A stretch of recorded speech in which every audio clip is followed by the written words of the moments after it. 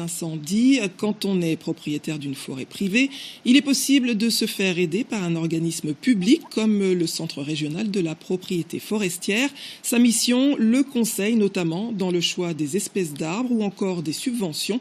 Pascal Varnier et Benoît Lotte nous éclairent sur la question. Perché sur les hauteurs de Saint-Césaire, sur Siagne, à l'aplomb du lac de Saint-Cassien, le terrain d'Édith Salier porte encore les stigmates de l'incendie d'août 2017. À l'époque, 50 hectares de forêt avaient disparu sous les flammes. Depuis 5 ans, Édith travaille sans relâche pour reboiser sa parcelle. Cet incendie, ce fut vraiment quelque chose de très difficile à vivre.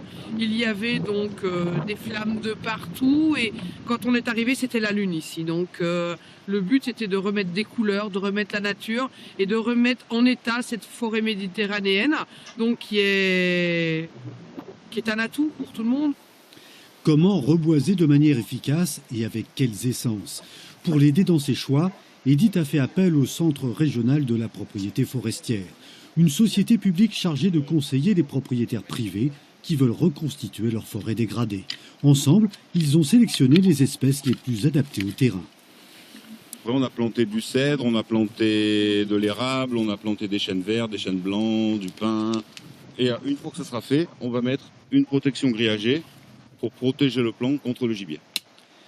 Coût du projet, 35 000 € pour les 3,5 hectares de la parcelle. Heureusement, grâce au label bas carbone qui subventionne les reboisements adaptés au changement climatique, la propriétaire ne paiera que 8 200 € de plus.